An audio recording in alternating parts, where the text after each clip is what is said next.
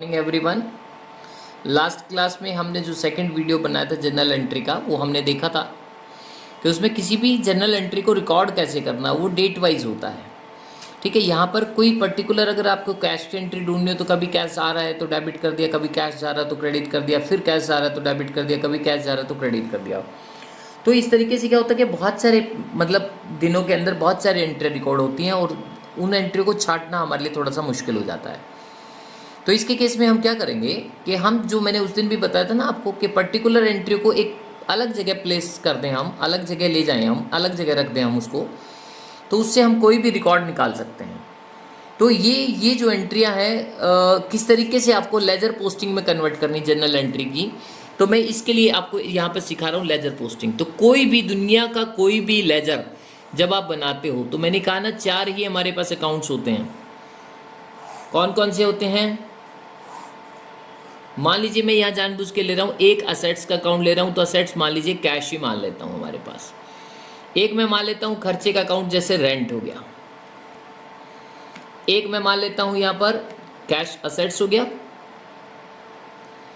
Rent expenses हो गया। सभी कॉमन बना दूंगा मैं ये सारी की सारी चीज़ें, और आपको पता भी नहीं चलेगा अकाउंटिंग आप इतनी जल्दी सीख गए।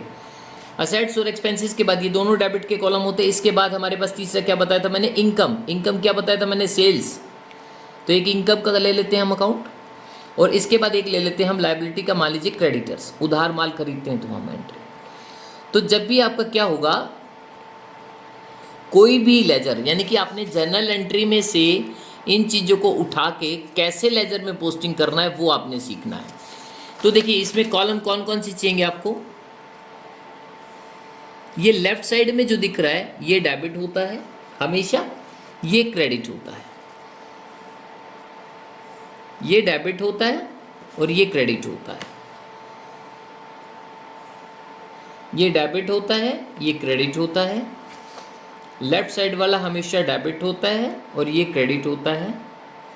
इसमें कॉलम कितने बनेंगे? तो सबसे पहला कॉलम तो होगा आपका डेट का, दूसरा कॉलम होता है पर्टिकुलर का जैसे उसमें था, और एक छोटा सा कॉलम और बना लेंगे जिसको बोलते हैं जर्नल फोलियो, और ये आपके अमाउंट का कॉलम हो गया। तो इसका मतलब 4 कॉलम तो हो गए डेबिट साइड में, और 4 कॉलम ही आपने रखने क्रेडिट साइड में। तो यहाँ ये डेट का कॉलम हो गया आपका, डेट, पर्टिकुलर, और यहाँ पर जर्नल फोलियो। ऐसे ही सब में आपने बना लेने हैं। मैं यहाँ जानबूझ के नहीं बना रहा क्योंकि हमें टाइम पास नहीं करना, हमें तो सीखना है। तो इसीलिए आपने ध्यान क्या रखना है कि सबसे पहले मान लीजिए मैं ये कैश की बात करता हूँ, तो देखिए इस जर्नल एंट्री को ध्यान से देखेंगे। यहाँ पर देखो क्या कह रहा है कि कैश अकाउंट जो है और एक कैपिटल अकाउंट, यहाँ 2 अकाउंट दिख रहे हैं। तो ऐसे ही आपको लगभग 2 अकाउंट ही दिखेंगे, 3 दिखेंगे तो उसका ट्रीटमेंट क्या करेंगे वो आगे बताएंगे कभी।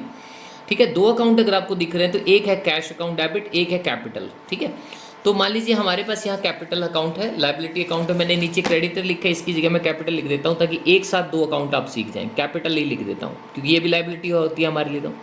तो क्रेडिटर को हटा के मैंने कैपिटल बना दिया।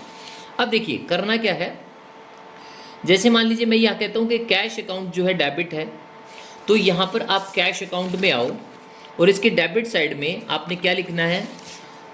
कैश नहीं लिखना। अगर आपने कैश की डेबिट में कैश लिख दिया तो पता कैसे चलेगा पैसा कहाँ से आया है? ठीक है, तो कैश में लिखना है आपने, डेबिट साइड में लिखना है, लेकिन कैश अकाउंट में ये कैश मान लीजिए ये रहा, तो क्या लिखना है? To capital. ये जो डेबिट साइड होती है हम इसको टू बोलते हैं और क्रेडिट साइड को हम बाई बोलते हैं। ये ध्यान रखें, जितने भी नीचे आपके अकाउंट डेबिट चलेंगे सबको टू साइड बोल सकते हैं आप। और बाई साइड कौन सी होती है? क्रेडिट साइड होती है। तो अब आपने क्या करना है, यहाँ पर यहाँ लिखेंगे 1 तारीख को 1 अप्रैल 2024 को बिजनेस स्टार्ट किया, तो डेबिट साइड में लिखेंगे टू कैपिटल। ये अकाउंट कैश का है लेकिन लिखेंगे क्या? To capital. ठीक है, और कितना लिखेंगे? 5 लाख रुपए। और इसके बाद दूसरा जो है ये कैपिटल दिख रहा है ना, अब इसके अकाउंट में जाओ, नीचे ये रहा, और इसमें क्या लिखना है? By cash. ये टू कैपिटल तो दिख ही रहा है, तो इसका मतलब मैंने अभी बताया ना, एक होता है टू, एक होता है बाई। तो टू तो यहाँ दिख ही रहा है, तो बाई कौन सा हुआ? ऑटोमेटिक। जो डेबिट वाली आइटम है इसको हम बोलते हैं बाई साइड। ठीक है, तो ये डेबिट की आइटम जर्नल एंट्री में दिख रही है ना, इसको लेजर में लिखेंगे बाई साइड में। तो कैपिटल अकाउंट की बाई साइड ये हो गई हमारी। तो आप यहाँ डेट डालो, मान लीजिए 1 अप्रैल की थी तो मैं डेट का कॉलम नहीं बनाया मैंने, ये लो 1 अप्रैल 2024। तो आप यहाँ लिखोगे बाई साइड में बाई कैश और 5 लाख रुपए क्रेडिट कर दो। तो इसका मतलब ये हुआ कि कैपिटल में जो क्रेडिट होना था वो क्रेडिट कौन होना था, कैश। अब आप इस बात को थोड़ा सा मैं लॉजिकली समझा देता हूँ। जैसे मान लीजिए आपको ये ऐसा मैं क्यों कर रहा हूँ, देखो मान लीजिए ये कैश है, ये कोई इंसान होता और इसका बर्थडे होता तो ये क्या सोचता कि यानी कि मेरे बर्थडे पे मैं किसको बुलाऊं, तो पड़ोसी को बुलाता ना। तो इसका पड़ोसी कौन है, ये खुद को तो इनवाइट करेगा नहीं अपने घर में अपने आप को, तो ये किसको बुलाएगा, अपने पड़ोसी को बुलाएगा। तो पड़ोसी कौन है, इसका कैपिटल, और कैपिटल के साथ उसकी फैमिली भी आ रही है। मान लीजिए ये कैपिटल जो है इसकी फैमिली ये 2, तो ये सारी फैमिली मिलके किसके घर जाएगी, कैश के घर। तो ये कैश का घर है। यहाँ जब कैश अपने घर में बुलाएगा किसी को तो ये कौन आएगा, 2 कैपिटल। तो 2 साइड ये है तो इधर ही आएगा, क्योंकि ये लिखा हुआ 2 कैपिटल पूरा उठ के आएगा, फैमिली के साथ आएगा, कैपिटल अकेला तो आएगा नहीं। और जब कैपिटल इसके घर में आएगा, कैश के घर में, तो कभी ना कभी कैपिटल का बर्थडे भी आएगा भाई। तो कैपिटल का बर्थडे आएगा तो उस दिन क्या करेगा कैपिटल, किसको बुलाएगा, अपने पड़ोसी को, अपने आप को तो बुलाएगा नहीं। तो कैपिटल का घर कौन सा, ये रहा कैपिटल का घर, हमने देखा ये रहा। तो कैपिटल अपने घर किसको बुला रहा है, बाई कैश, क्योंकि कैश अकेला नहीं आएगा, उसकी फैमिली का मतलब उसके बच्चे सब, तो वो बाई कैश वो यहाँ पे आ जाएगा। तो इसका मतलब क्या हुआ, इससे एक बात समझ में आती है कि हम अपने घर में अपने आप को इनवाइट नहीं कर सकते, अपने पड़ोसी को, रिश्तेदारों को, दोस्तों को इनवाइट करना पड़ेगा। तो इसलिए कैश के घर में आया 2 कैपिटल और कैपिटल के घर में कौन आया, बाई कैश। अब दूसरा एग्जाम्पल ले लेते हैं। मान लीजिए जैसे मैंने इनकम का लिया, देखो यहाँ पर, तो पहले जनरल एंट्री अगर आप सीख गए ना तो बस ध्यान क्या रखना है, 2 वाले में बाई लिखना है, बाई वाले में 2 लिखना है। अब जैसे मान लीजिए यहाँ पे मान लो सपोज करो आपने 5 लाख रुपए में से 1 लाख रुपए का आपने माल बेचा, तो पैसा आया होगा, तो कैश अकाउंट डेबिट, और 2 सेल। तो इसका मतलब क्या हुआ, 1 लाख रुपए मान लो यहाँ पे है। तो अब आप एंट्री किस तरीके से करोगे, तो कैश आया, तो ये कैश का घर दिख रहा है, ये किसको इन्वाइट करेगा, 2 सेल। तो कैश कहाँ दिख रहा है आपको, देखो ये रहा कैश। तो इसकी कौन सी कैश अपने, क्योंकि 2 ही एंट्री ना, एक है कैश एक सेल, मान लो इसको भूल जाओ, क्योंकि ये तो समझाने के लिए जनरल एंट्री के लिए था। अब लेजर पोस्टिंग में इसका काम नहीं, मान लो या बैंक होता तो बैंक दिखाता, फिर कैश को इसको भूल जाते, उधार होता तो डेटर याद रखते, इनको भूल जाते। अभी मान लीजिए मैंने कैश का लिया, तो कैश 2 सेल, तो कैश के घर में जाओ सबसे पहले। तो यहाँ देखो कैश का घर ये रहा लेजर पोस्टिंग में। तो कैश अपने घर में किसको बुलाएगा भाई, जो 2 वाली साइड है। तो 2 कौन है, 2 सेल। तो यहाँ पे ये लिखेगा 2 सेल और पैसे कितने लिखेगा, 1 लाख रुपए। और इसी तरीके से सेल क्या करेगा अपने घर में। अब जब इसका बर्थडे आएगा तो ये किसको बुलाएगा, कैश ने तो बुला लिया 2 सेल को। सेल का जब बर्थडे आएगा तो वो किसको बुलाएगा, बाई कैश। तो इसका मतलब सेल ये है ना, तो बाई साइड कौन सी है, मैंने बताया क्रेडिट साइड को हम बाई बोलते हैं लेजर में। तो यहाँ डेट डालेगा 2 तारीख को, मान लो है तो 2 तारीख है, 5 है तो 5, जितना भी दिया होगा क्वेश्चन में तो वो हमने लिखना है। तो क्या लिखेगा, बाई कैश 1 लाख रुपये। और दूसरी चीज़ आपने क्या ध्यान रखनी है कि देखिए जैसे कैश का मैंने बताया था ना पहले, कैश ने किसको बुलाया था, 2 कैपिटल को बुलाया था अपने घर में, ये लिखा 2 कैपिटल। तो ये कितने का गिफ्ट लाया था, 5 लाख। तो सीधी सी बात है कि कैपिटल जब अपने घर में कैश को बुलाएगा तो कैश भी तो बदले में 5 लाख का गिफ्ट लेके जाएगा, कम या ज़्यादा थोड़ी लेके जाएगा। तो आपने ध्यान क्या रखना है, प्रैक्टिकल लाइफ में जो हम सोच सकते हैं ना वही चीज़ें हमने यहाँ पे लिखनी है। और ये कुछ भी नहीं है अकाउंटिंग में, आपको एक वीडियो के अंदर ही अगर ध्यान से देखा आपने पूरा का पूरा वीडियो तो बिल्कुल आराम से आपको समझ आ जाएगा। अब इसी तरीके से रेंट का एग्जाम्पल ले लो, जैसे मैंने ये कहा था। तो रेंट के एग्जाम्पल में मैंने क्या कहा था, ये रेंट की जगह कोई भी एक्सपेंसेस हो, जरूरी नहीं कि रेंट ही हो, ये तो मैंने एक एग्जाम्पल दिया है, कोई भी एक्सपेंसेस हो आपने ध्यान क्या रखना है, वो अपने घर में, क्योंकि वो तो खुद तो डेबिट है। तो डेबिट किसको इनवाइट करेगा, क्रेडिट वाले आइटम को। तो यानी कि जैसे रेंट है, रेंट अकाउंट का एग्जाम्पल लिया मैंने, तो रेंट लिख दिया खर्चे का। तो रेंट किसको इनवाइट करेगा, 2 कैश, क्योंकि आपने पैसा पेड कर दिया होगा। तो आप रेंट के अकाउंट में जाओ और यहाँ डेट डालो, जैसे 3 अप्रैल मान लो 2024 है, तो इसकी 2 साइड में लिख दो 2 कैश, कितना है मान लो 10,000। और कैश के अकाउंट में क्या लिखोगे, क्योंकि अब ये रेंट ने तो 2 कैश को बुला लिया, कैश किसको बुलाएगा अपने घर में, बाई रेंट, क्योंकि मैंने कहा ना डेबिट वाली आइटम जो होती है इसको बाई कंसीडर करते हैं। तो कैश किसको बुलाएगा, तो ये कैश का अकाउंट हो गया।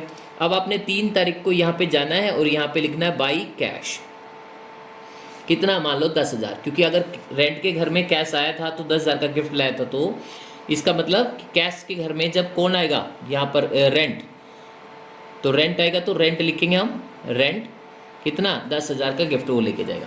तो इसका मतलब हुआ कैश जब अपने घर में किसी को बुलाएगा तो वो दूसरे का नाम लिखना, कैश में कैश नहीं लिखना, रेंट में रेंट नहीं लिखना, सेल में सेल नहीं लिखना, कैपिटल में कैपिटल नहीं लिखना। इसका मतलब है कि जिस चीज़ का अकाउंट आप बना रहे हो ना ऊपर, उसके नीचे जो ध्यान रखना है, उस पर्टिकुलर का नाम नहीं आएगा, दूसरी चीज़ का नाम आएगा जो उसके अपोजिट साइड में है, और वो कैसे पता चलेगी, जर्नल एंट्री से।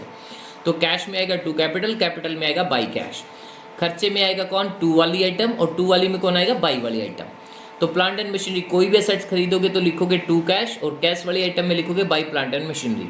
तो इसका मतलब हुआ कि आपने इस तरीके से लेजर पोस्टिंग कर दोगे। फिर उसके बाद आता है नेक्स्ट पार्ट, क्या आता है, आपने ऐसे ही सारे अकाउंट क्लोज करने में, एक अकाउंट आपको क्लोज करके दिखा रहा हूँ।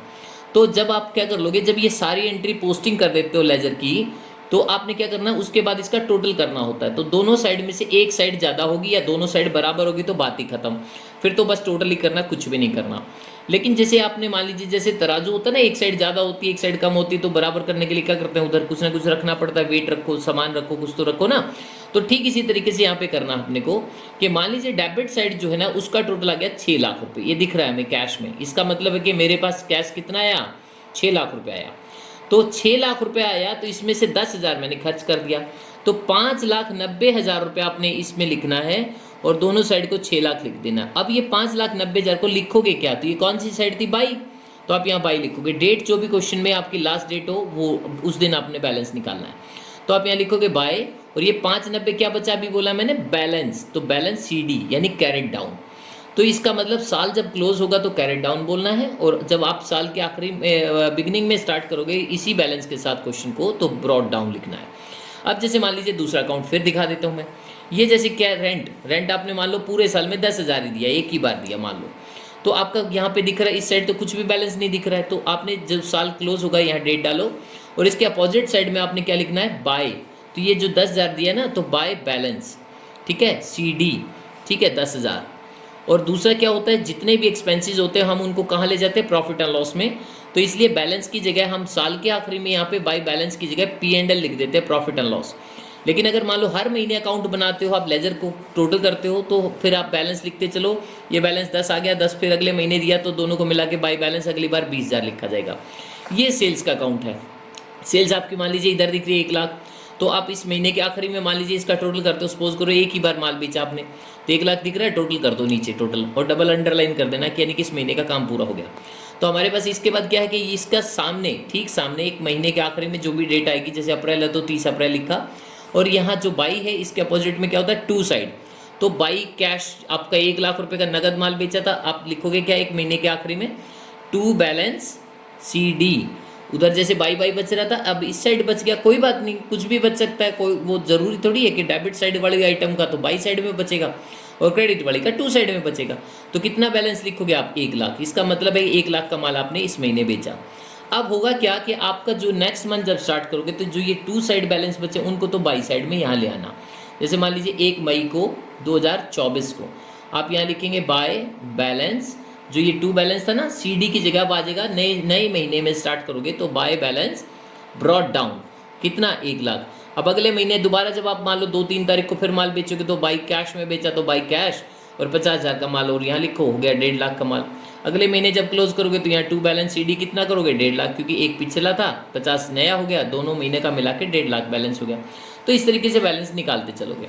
ऐसे ही आपका कैपिटल अकाउंट था, कैपिटल अकाउंट में 5 लाख बाई साइड दिख रहा है, तो टू साइड में इसको क्लोज कर दो महीने के आखिरी में, अगर आप करते हो, या मान लो 2 महीने में करते हो, 15 दिन में करते हो क्लोजिंग, क्योंकि जब पेज खत्म हो जाते हैं तो अगले पेज पे लेके जाएंगे ना बैलेंस, तो इसलिए पेज कंप्लीट होने के बाद अगले पेज पे ले जाना है, तो बैलेंस तो निकालना ही पड़ेगा आपको।